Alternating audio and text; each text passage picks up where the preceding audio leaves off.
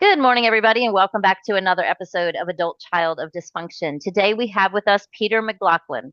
He is a guest who is someone whose life changed literally in a single day. In 2003, while volunteering as a firefighter, he was diagnosed with both Lyme disease and leukemia and told he might have 10 years to live.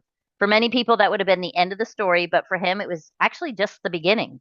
That diagnosis led him into deep exploration of the mind body spirit connection, the subconscious patterns that drive our lives, and the idea that what shows up physically may have roots far deeper than we realize. Welcome, Peter. Thank you so much, Tammy. I'm happy to be here with you.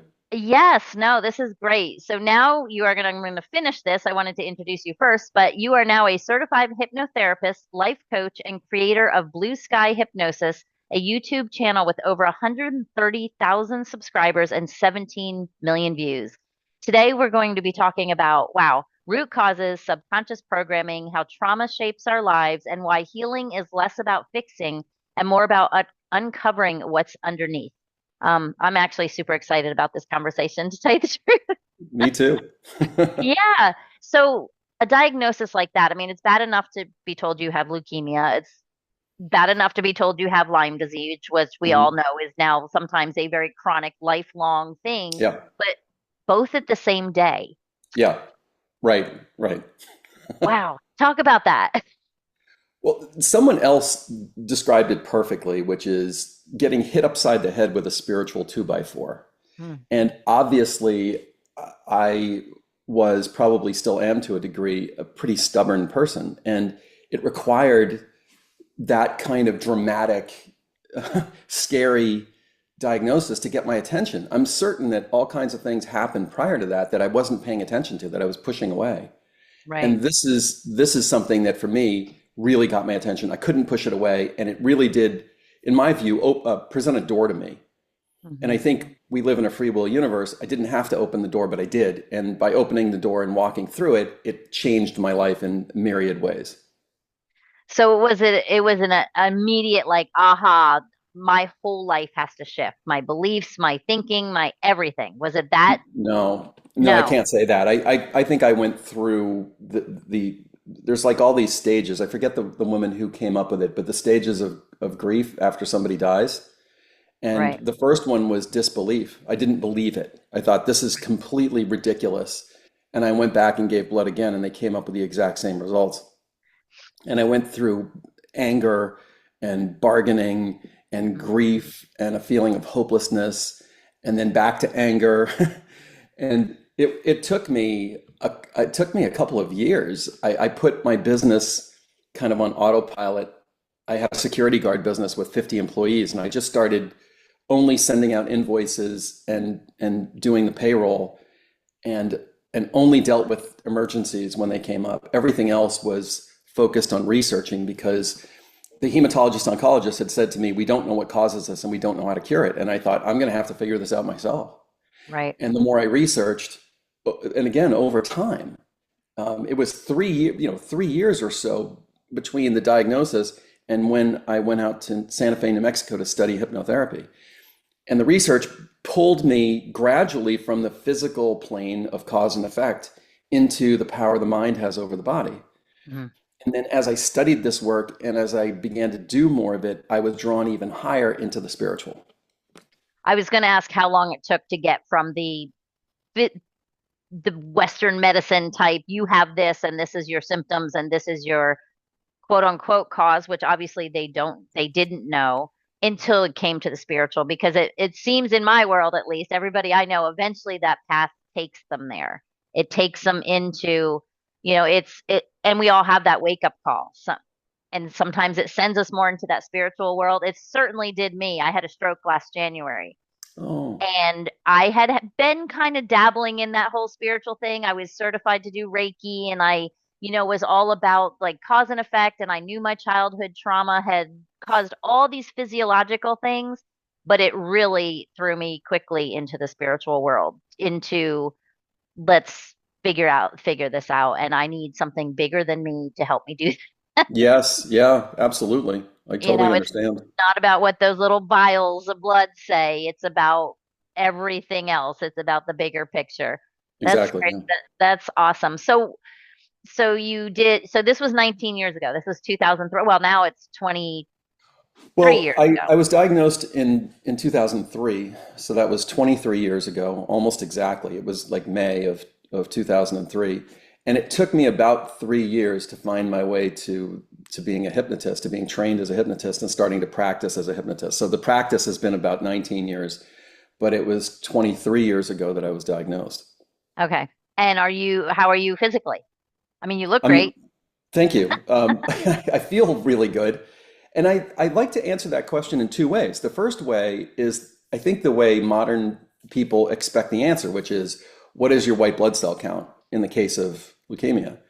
And the answer to that is, it's still high, but it's less than half of what it was when I was diagnosed 23 years ago, when they told me I Wow. might live for 10 years. Mm. So to me, that's a big positive, that's a big win. On the other way of answering is, I think, the way people would have answered that question for most of human history, and that is, how do you feel? And I feel really good. I don't feel like my age. I'm going to be 64 in about a month, and I don't feel that age. I feel much, much younger. I feel strong, and my thinking is good, and I feel like I have a lot of energy, and I sleep well, and I actually feel better than I did before I was diagnosed, and I was diagnosed when I was 41. Wow. I mean, for the people that cannot see him that are just listening to this, he doesn't look 64 years old, let me tell you. Not even close. Not even slightly close. Thank you for But that. well, and you're right. That is a huge marker because the numbers, it's kind of like I say, age is just a number. It's the same thing when my father had prostate cancer, that PSA count. And it was like, that'll work itself out. Let's work on the other stuff. Let's work on just taking care of your body. Let's work on getting to that spiritual aspect. Let's work on getting out of victim mentality and just accepting Hmm. this is something. And I'm either going to sit here and wither away, which is what they Yeah. say is going to happen, because what your mind thinketh becometh. Hmm. Hmm. Like I said, Dad, if you sit here and you say one more time, this is going to kill me, it Ooh. most certainly is. Stop, Hmm. Yeah. you know? And he eventually, I mean, he's fought it for 15 years, but it was Agent Orange cancer too, which is a tough aggressive Oh, from the Vietnam. That's Vietnam. yeah, that was he had it in every single soft tissue organ. Ironically, except his liver, and he was an alcoholic from the time he was 20. So figure that out. Wow. I said they wish they could have taken his organs and done a study. Even his doctor was like, I would love to have been able to start from the beginning with this because it was in every single soft tissue organ, the cancer, except his liver. So I think he That's, pickled it. Like well, I he, guess like so. Yeah. alcohol was like, no, it can't deal with one more thing. But anyway, Wow. that's a whole nother side story. But so talk about how it led you into, like, was hypnosis because you wanted to find root causes? There were a couple things that happened that at the time they seemed disjointed, but in a flash, it all came together. And one of them was, I ended up selling the security guard company because I felt like I couldn't afford the stress that I was under because of this work. I would get called in the middle of the night when there'd be some kind of a problem, and my heart would be pounding because I'd think, this is my fault and I've got to fix it. And I sold it, and then I had this feeling of kind of panic of not having anything. So I bought this little shipping and packing store, thinking that I could just have it as an investment and have it on the side, which was a total joke. I ended up spending tons of time there and making very little. And it may have all been because this one day a person walked in with a box that they wanted to ship, and it said on it, this was in Connecticut, Hypnotherapy Academy of America, Santa Fe, New Mexico. And I was fascinated by it. I just thought, this is really interesting. And I got into probably an hour-long conversation with this woman whose sister had started this school with her husband. And then I just kind of forgot about it. And then my wife and I were watching that movie, The Secret. Mm. We were, when you could first stream movies. And we were sitting there watching it. Halfway through, I looked at her and I said, I need to be a hypnotist. And she looked back and she said, yes, you do. And I did some research on different places, and I kept coming back to the one in New Mexico. And I called them up, and it turns out that the founder had been a paramedic, and I was heavily identifying with being a first responder then. And their focus was on the adjunctive uses of hypnosis with medical issues. And I thought, okay, this has got to be the place for me. And they said there's one spot left, and we're starting like in 4 days, 5 days. Wow. So my wife was totally behind me, God bless her, and I signed up, went out there, and it felt like the experience changed my life. I felt like I came back a different person, which is what they said would happen. The person who was in charge of enrollment said, whether you go on to practice this or not, it'll change your life. You'll never be the same. And she Right. was totally right. Right. Yeah. I mean, and just in that, and that probably dove you way more into the spiritual just because of Mhm. like talk a little bit about what your experience with like the here and now world that we live in versus what you experience when you're going through hypnosis or when you're training or when your mind is in that whole other mindset, I guess you could say, if that makes I think sense. one of the best ways of doing that is to help the listeners relate to what hypnosis is, because it's Okay. such a ubiquitous term. It's been in our vernacular since we were little kids in every form of communication, whether it's a comic book or a movie or a TV show or a staged play or the local news. Somebody mentions that word, or lyrics in popular songs. And in the popular conception, in the entertainment vein, they make it look like it's one person controlling another person who Right. then surrenders all of their autonomy and they don't remember anything that happened. And what I like to talk about for people is the times when you have been in hypnosis. You just didn't know that's what it was. Right. When you've been driving your car and you pull into your driveway and you can't remember driving the last 15 minutes. When Hmm. you were working in your garden and you came in and washed your hands and there was a cut on the back of your hand, but you didn't feel the pain. When you Right. were in love and you lost track of time, or watching a movie and you thought, oh my God, the movie's already over. I thought it was 20 minutes. That you moved without a hypnotist in those instances into a hypnotic state. That's what hypnosis is. It's a Right. focused state of concentration where certain things outside of the tight diameter of your concentration disappear. It's like they don't exist. And Right. your brain, if you were to image your brain, parts of your brain in that state would go dark and other parts would light up. And this is where your creativity lives. This is where your emotions live. And this is where the programming that runs your life lives. Mm. If The you had to subconscious. think Yep. about walking across the room, all the things that would have to happen, all the muscles that would have to fire, and what you'd have to do, you'd fall down. Right. If you had to think about shaking somebody's hand, it would totally confuse you. Right. Driving your car, it would be like the first time you drove it every single time.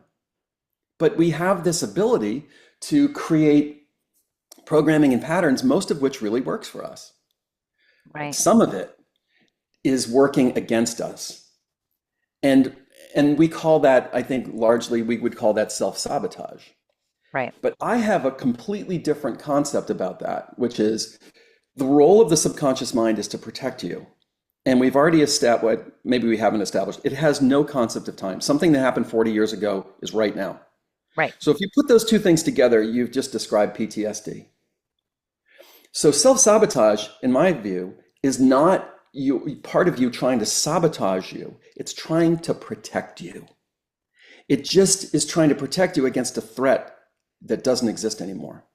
Oh, absolutely. 100%.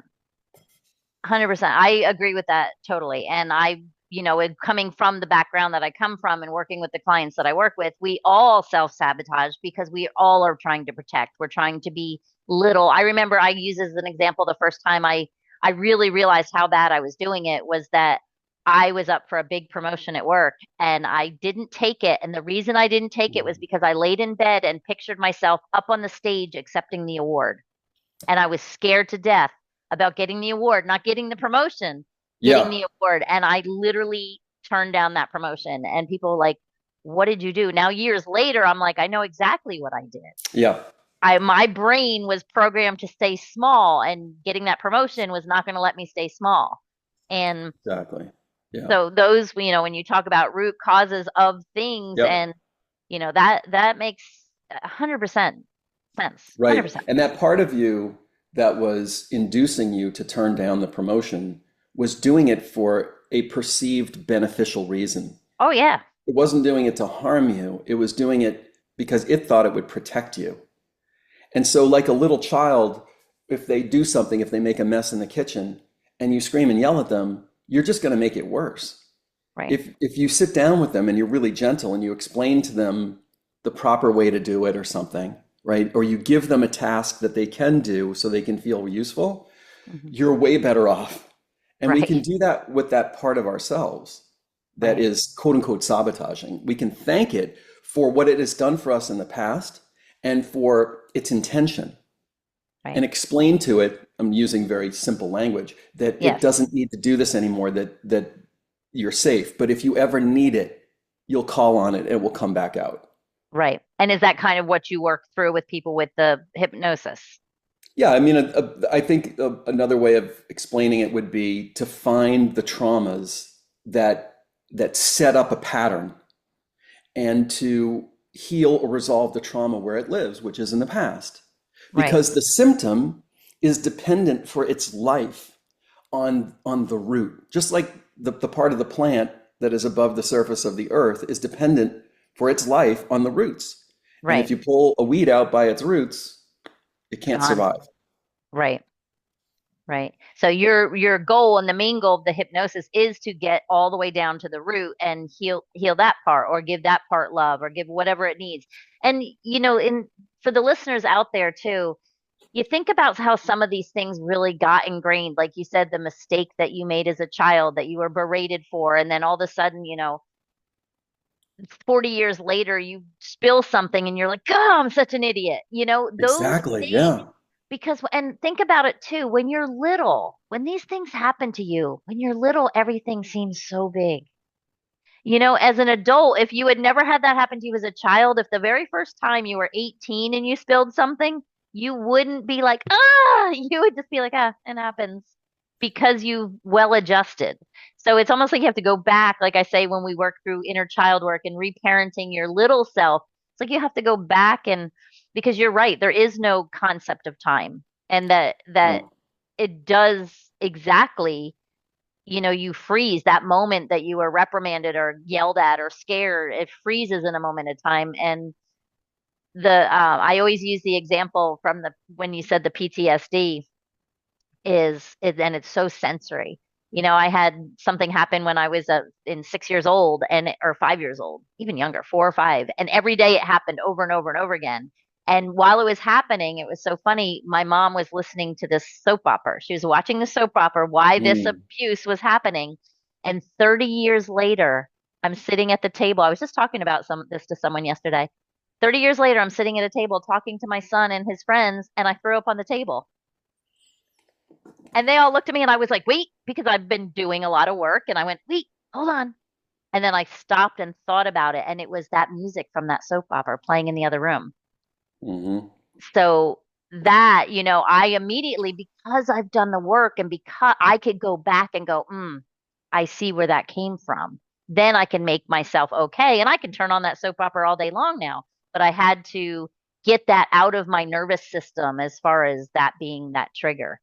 But you made a comment, and I really love that people are basically actors on a stage. Talk a little bit more about that, because I wanted to hear what I like. Yeah, I mean, Shakespeare 450 years ago said, all the world's a stage.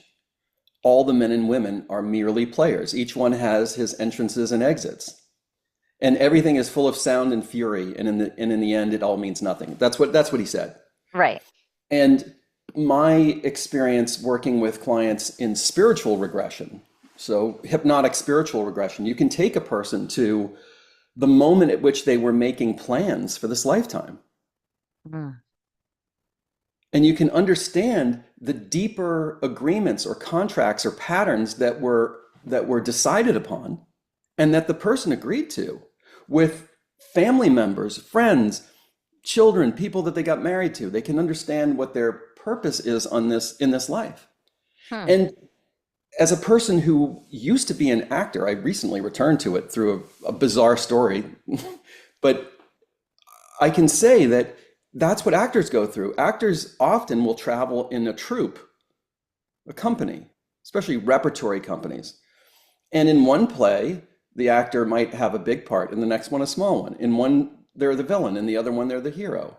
In the other one, they're the next door neighbor, the best friend. And it's almost like this is what we do. We make decisions before we're born, before we're incarnated into this life about, I'm going to do this, you're going to do that. And why? Because we're all here to learn something.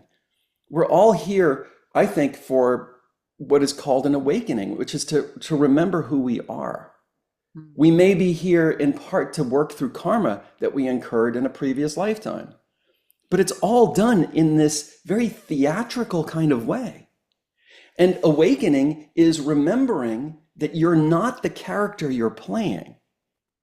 In other words, you're not your personality. You're not your ego. That's the character you're playing. You're not even the circumstances of your life. Like an actor, it's all affected you, it's all informed you, but it doesn't define you.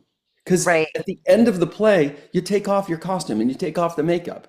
And the end of the Right. play in this metaphor is obviously when you transition, when your physical body dies and your spirit is released back into heaven or the universe, however you want to think about it. Mm. Yeah, I had someone say one time that that's literally that our life, someone else used kind of like that same analogy that we are here to learn something and have that purpose. And you will literally keep making the same mistakes over and over again and reliving the same life until you figure it out. Like, so they were, so when she said that, I was like, wow, so maybe we should just figure it out now. Like, Yes. and she's like, yeah, she said, because otherwise, and she does a lot of like Akashic records and things like Yep. that, going back into these past lives. She said, otherwise, you're just going to live it in another body. Well, and that's the way school is supposed to work. If you don't complete and learn what you're supposed to learn in the second grade, you're not supposed to be sent to the third grade. Right. It's the same with us. So We it's come like here to you're, learn something. If we don't learn it, there's no shame, there's no punishment, but it's important that we learn it. So we just come back to work on it again. wow. I mean, that just makes it super quick and super easy for me, for someone like sitting outside going, okay, so maybe I should just nip it in the bud, take the responsibility now so I don't have to relive this over and over again. And I guess that's where it comes to free will and your choice. And you have a choice. So you have a choice to think, do I, like I don't know, apply this to your diagnosis. Let's see, like, can you do that for us? Yeah, of course. This philosophy, at least the way I interpreted it, means everything's ultimately happening for you. Right. Even the worst things, like being diagnosed with Lyme disease and leukemia on the same day, and all the anger and the fear and the grief and the bargaining and all that stuff that went along with it. It was there, in my opinion, to help get me on the track I was supposed to be on. And I can say, in hindsight, that I healed this anger that I had. I wasn't even aware of how devastating it was until I actually healed it. And because I did that, I became a better father to my little children. At the time they were little, they're all now grown. I became a better husband. I became more compassionate and understanding about other people. It was easier for me to accept help, none of which would have happened if this hadn't occurred. Right. And Right. so back to Shakespeare in Hamlet, Hamlet says a thing is neither good nor bad, but thinking makes it so. In other words, the way we interpret an event, we can interpret that as a victim and start behaving like a victim with everything, or we could interpret it as, hey, this is a wake-up call. What is this Right. trying to tell me? I need to make some kind of change in my life. I'm powerful. If I could have some unconscious hand in creating this, then I surely could create something different. And it Right. opens up this universe of possibilities. But if you're just kind of going along and everything is sort of working, then what is the inducement to change? Right. I mean, it's a good point. I remember my father saying to me, "Do you want to have an amazing life?" And I said, "Yeah." He said, "Well, you know, nothing amazing ever happens in your comfort zone, right?" Yeah. He's like, "Get out of your comfort zone and create. Like, as long as you stay content, contentment is not where God wants you to be. God wants Hmm. you to be in abundance and thriving. Like, get out of that comfort zone and make the right choices." And I remember him telling me that. And So it was, it takes faith to step out of one's comfort zone.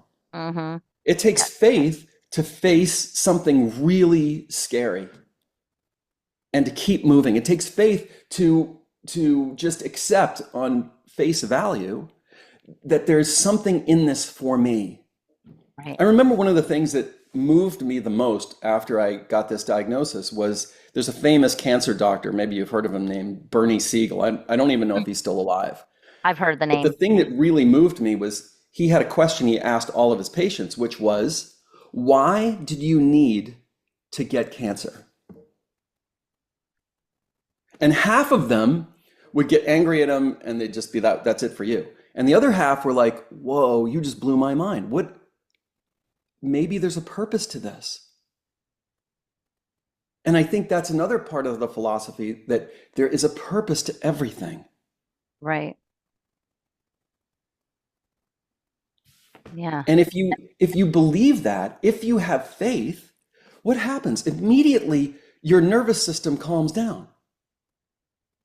You know, if there's nothing, if you don't have to fight something, but rather understand it, fix it, integrate it, heal it, whatever you want to say, then you've already taken a giant step towards solving a problem. If my car's not working and I get angry and I start beating it with a baseball bat, I have zero chance of fixing it. Right. Right. You know, but maybe if I just kind of take a breath, open the hood, and just look, maybe I see something. Maybe I see a hose that's come disconnected, you know? Maybe I see a wire that's loose. Maybe I see corrosion on the battery terminals. And I think, oh, maybe if I take that corrosion off and refasten this and it works, like, okay. Yeah. And it is funny how the universe works. You know, it's like I wanted, and that's one of my favorite expressions is start looking at life as happening for you, not to you. And Yes. I mean, then I start looking back at all these times, and even just right when I started my coaching business, I had been wanting to write a book and wanting to write a book, and my son kept saying, just stop working so much and just write your book. And I was working in a physical job, and then we went to a Yankee game, and I fell off a scooter going 18 miles an hour and tore 5 ligaments in my knees. And on the way to the emergency room, my son says to me, God kept telling you to slow down. Now he's telling you to stop. And what did I do? I wrote 2 books in those 3 months. Wow. And That's a I great never got, story. yeah, I never got angry about the knees. I was like, you're right. I have no knees. I can't do anything. Yeah. Let me do something with this.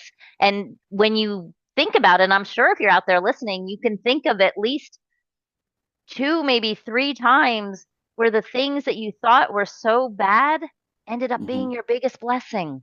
Yes. Yeah. Literally. And this is a, I mean, I don't have to tell you this or anybody listening, but this is probably one of the biggest challenges as humans is having faith, having Mhm. faith that everything's happening for a reason, that God really does have this, Yeah. you know, and that even if it looks scary, there's a purpose to it, and everything changes if we can shift into that mindset. And I'm not saying I'm there all the time. I'm not going to sit here Right. and say that. You know, that I struggle with these things too. But the older I get, the more experiences I have, the more I take it on faith, the easier it is the next time, the less resistance I have. And certainly Yes. the less anger about unfairness or going into a victim place. Yes. And that's the biggest thing. And it's like everything else in your brain. And guys, this is what we talk about on this podcast all the time. When you start doing it on a regular basis and seeing the good in things, it will eventually rewire your brain to start Yes. seeing the good. And the more good things you see, the more good things you're going to attract because that is how the universe works. That is how energy works. That is how the whole thing works. So Yes. Yeah. Fully agree. yeah, yeah. So what makes for you and your clients, what makes someone a good candidate to come to you? Great question. There are several characteristics. One of them is an open mind, a willingness to go places in their consciousness that maybe they haven't gone before, to do a process they had never considered. So for example, if we find out that their root cause to whatever issue they're dealing with is in a past lifetime, and they just reject the concept of past life, we can't get to the root. How are we going to fix this? We can manage it. We can help them feel a little bit better, but we can't really get to the root cause. So an open mind is really important. And right alongside of that would be courage, the courage in their mind to go back into a trauma, which is really what Joseph Campbell called the hero's journey. That he said every human being is on the hero's journey. And most of our stories are written based upon the hero's journey. That's what we watch. That's what we're consuming all the time. So those two things are really important. And then the third one is a willingness, I would say, for discomfort. And I find that athletes, I've worked with a lot of professional athletes and D1 college athletes, and they uniformly have this ability to face adversity, to face things that are difficult, and to persevere, to keep going, so that when a person meets some kind of resistance, they don't stop there. It's okay to cry. It's okay to be scared. It's okay to back off a little bit, but we have to keep going. We have to go through it. We can't let some kind of fear inside stop us, because as soon as it stops us, our forward momentum, our forward progress ends at that point as well. So I would say those are the three things that, for me, define really successful people. A persistence, a willingness, a commitment to see it through. Right.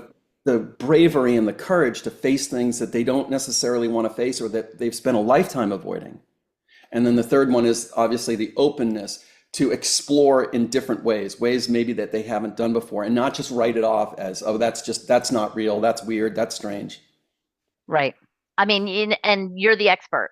So I tell people when they come to you and they have these questions, I mean, you're not going to guide them into something, because I think that's the thing. People, like you said, they have this vision of, Mm-hmm. pluck like a chicken, bark like a dog, and you are Mm-hmm. now waking up and you don't remember anything. You're not going to guide them somewhere that is going to be something so, like, you're not going to do that. You're not going to harm people. This is not to No, harm, it's not no, to put you in this traumatic, I'm reliving, and then bam, you walk away. That's not no, what it is. no, And no. The idea is to go at their pace. Everybody has a different pace. Everybody has a different tolerance. To make sure that they feel comfortable conceptually understanding what we're doing. And then I also have every one of my clients, let me say it this way. Your body is a feedback mechanism. How do you know that you're happy? Your body tells you. mm-hmm. How do you know that you're unhappy or you're scared? Your body tells you. Your body's speaking to you all the time, and it's under the control of your autonomic nervous system, which is controlled by your subconscious mind. That's where all the patterns are. Right. If you have a person hold a pendulum, something that looks like this,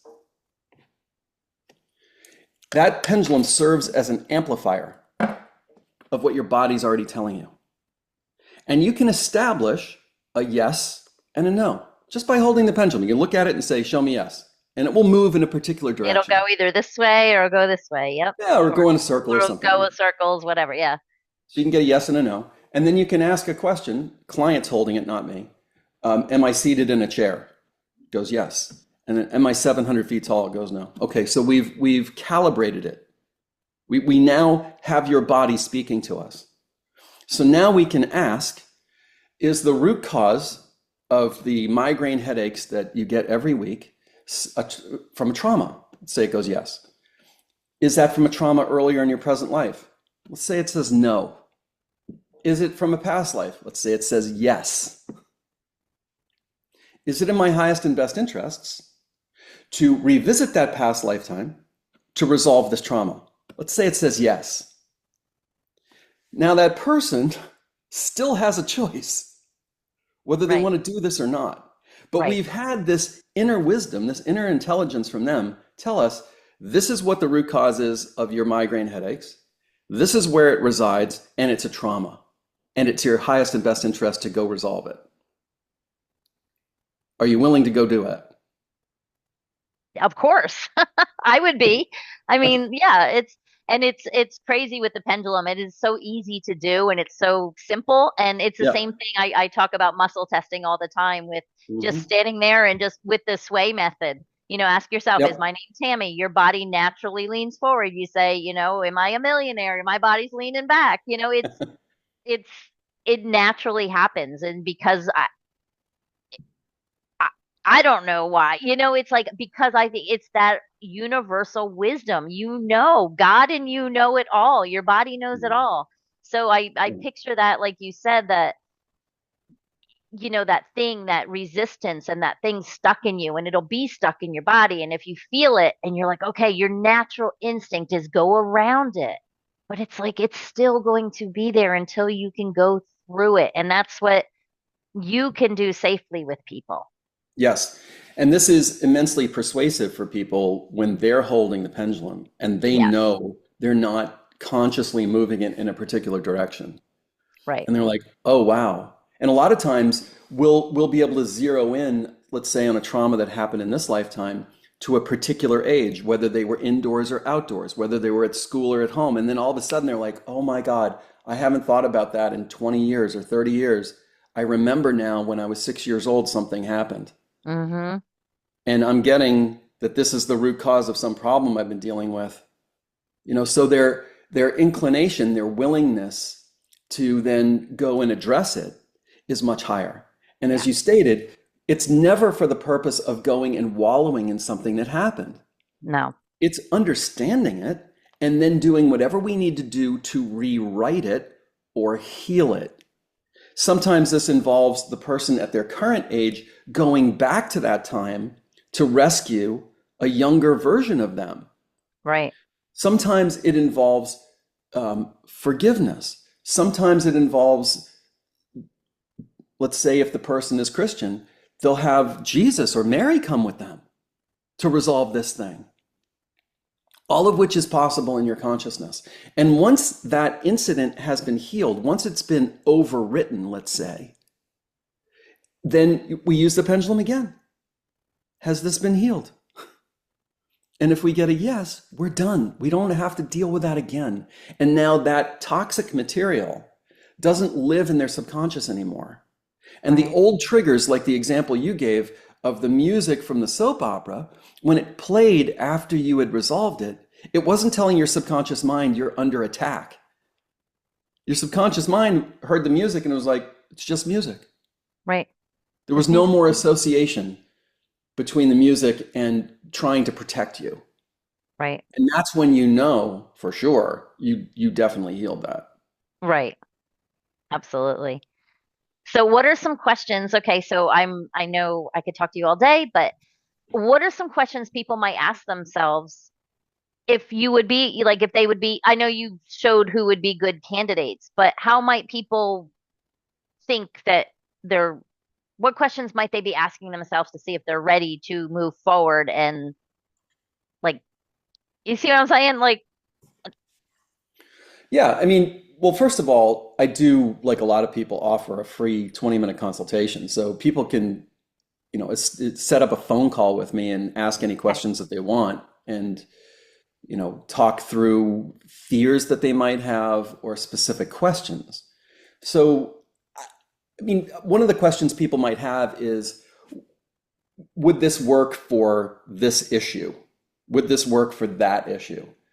And my answer is, it would work for anything that your mind is involved in, which is everything. Like, what is everything. your mind not involved in? Right. Right. So that's one question people would have. Another question slash fear people might have would be, well, somebody tried to hypnotize me 15 years ago and it didn't work. And I have dealt with a lot of people over the years. And if hypnosis doesn't work, it's either because the person doesn't really know what hypnosis is because it was never explained to them and they think it's supposed to be a catatonic sleep-like state, or probably more likely, there's a subconscious block. The Yeah. subconscious is trying to lock down this whole thing because it doesn't want the person to go there and feel any sense of danger or difficulty. It's trying to protect Right. you. And once you release that block, then the person can go right there. Right. What other questions might people have? How long would this take? Or another one would be, I'm so messed up because so many things happened to me, it would be going on forever. And what I say to people with that is, I've worked with a lot of people that have had the worst possible things you can imagine happen to them, and we've been able to work through it. And you don't have to deal with every specific instance because the subconscious is an associating making mechanism. Right. If you heal, incident 101, then if 102 through 101, 110 are similar, the subconscious will say, wait a second, if this is no longer a danger, then these must either not be dangerous or significantly lowered in danger. I was going to say with a lot of, yes. So I'm going to put this out to like the people that in this podcast that could possibly be listening who have like that subconscious, I'm not worthy because of something that happened when they were a child. You let go of that, I'm not worthy or I'm not good enough or that guilt. And literally that branches out into 100 different aspects of your life. You're reacting from that one thought in your back of your mind that you don't even know is going on. You're acting, reacting, and overacting in 100 different ways. Yep. And So, and and I also would like to say that children are in hypnosis until the ages of between 7 and 9. And the reason for this, from an evolutionary standpoint, is that hypnosis is known as a state of hyper learning. This is why a child of 5 can learn to speak Italian much faster than you or I could learn to speak Italian, mhm, because they're in a constant state of hypnosis. We say children are like sponges. So, in the negative sense, a child takes on a sense of unworthiness because of a trauma that they suffered. That happened with hypnosis. Why wouldn't we use the same tool to reprogram it? right, right. Love it. Love it. I mean, you just make it seem so simple and it makes sense. And I love that you put it in such a big, broad, this is for everybody. It really is. Any issues, any questions, and reach out to someone you trust. I mean, you've got Peter here. Reach out to someone that you know that can give you the right answers. We were talking about it yesterday that while YouTube and all that stuff is great, trust the person you're getting the information from. And that goes Sure. with instinct. When you start hearing things, if it feels a little funny, feels a little AI generated, like not even Yeah. their voice, like Yeah. connect with a human. But True. this has True. been, And yeah, as oh, go as ahead. far as YouTube goes, you can definitely read comments. I still think that there's value there. Mhm. And just like on shopping on Amazon, you can't just take one comment and say, well, it's really good or it's really bad, but read a number of them and you get a feeling or a sense for what this person is creating. Right. Yep. Absolutely. And wow, I could literally talk to you all day.